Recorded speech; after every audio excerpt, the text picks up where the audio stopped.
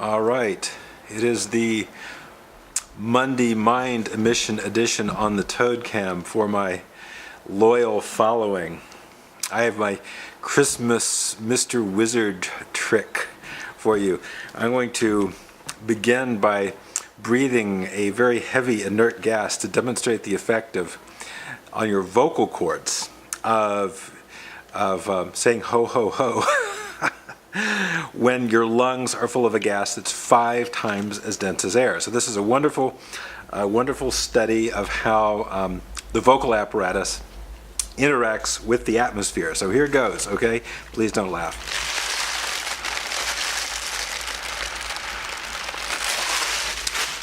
All right, I hope that worked. Ho, ho, ho. Merry Christmas from New York City.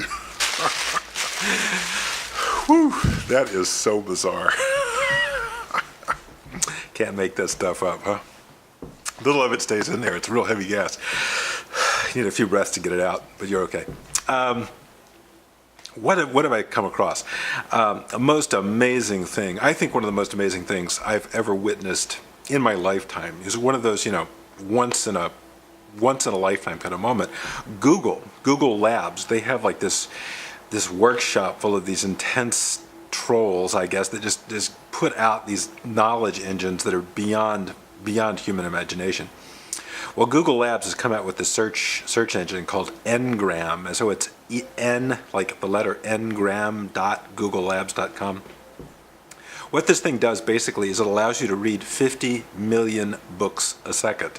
I am not making that up. You heard it right. 50 million books a second.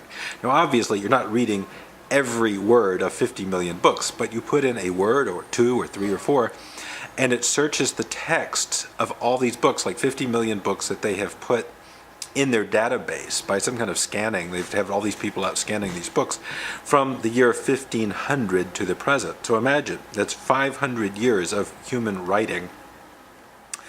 And if you put in a word, anything anything you want, automobile, planet, and it will tell you how many times that word occurred in all the books in their database year by year. So you can see words come and go, and ideas come and go, and meanings change. And I found it is one of the most profound,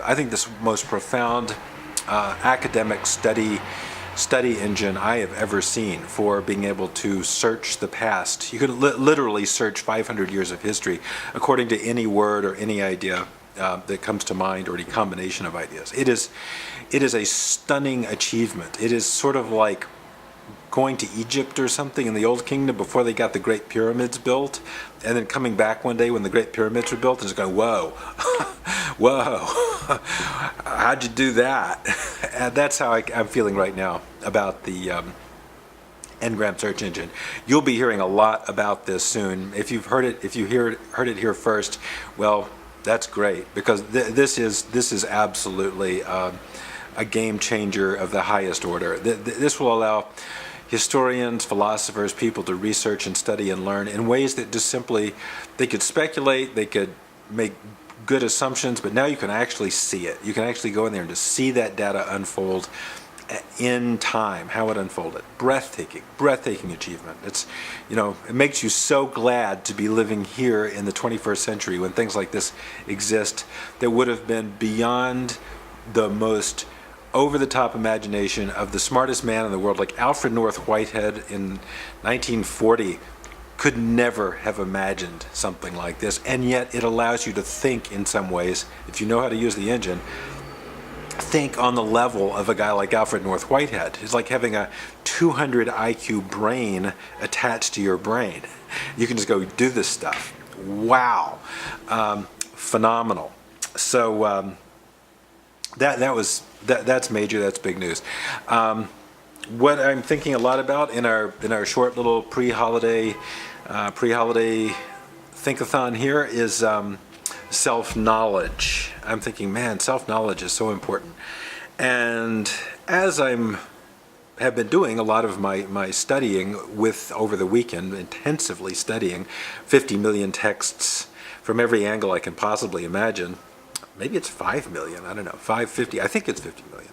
I've been able to see that, human consciousness, what we think of as just the most basic fundamental human consciousness that the average person thinks is just reality, common sense, this is the way the world is, this is the way a brain works, is by no means fixed. And I've been really, really surprised to see things that were considered sort of, normal upright thinking in one century undergoing all these changes and transitions, becoming a totally different kind of consciousness and a totally different kind of awareness based on different words and different theories and ideas coming in and ideas going out.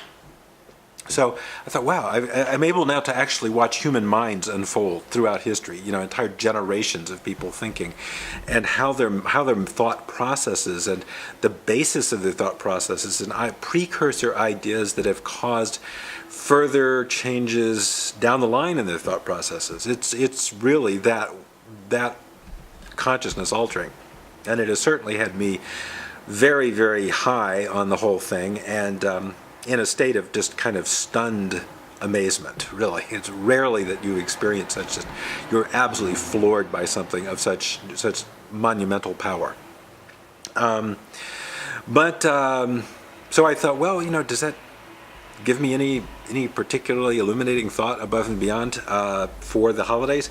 I think that continual study is important. I think knowing where you are on the map, the great map of things, is very important. I think that self-awareness and self-consciousness is so essential and so powerful. And I do kind of get the feeling, and this has been aided and abetted by my Ngram engine, that people are not always that aware, or very rarely aware, of really kind of who they are, what their culture is about, how history is operating around them, where they fit into all that. It really made me aware of how much stuff is really unconscious, and how when you get this sort of NLP idea of the personal unconscious, but when you think about that sort of great collective social unconscious, the knowledge field unconscious, the belief network unconscious around us all, and you're able to finally see that, absolutely explicitly see it for the first time.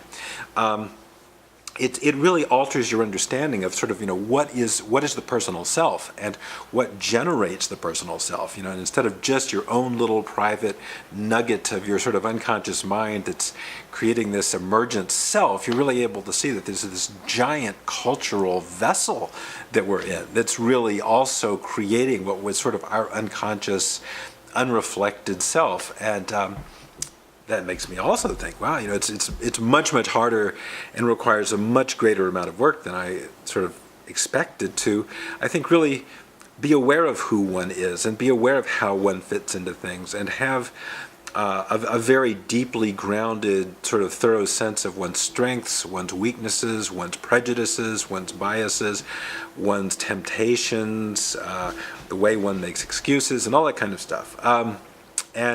So clearly we've kind of walked into another dimension, I guess. I don't know when Ngram was first released, not that long ago, but I do feel that we are now with almost like a landing of UFO or something. We are now just being teleported into a new dimension of understanding of what it means to have a mind, what it means to use language, what it means to think, what sort of thinking we do, how we have come to think the way that we think, and how that is constantly acting as sort of our shared unconsciousness, creating us and uncreating us and transforming us at every moment.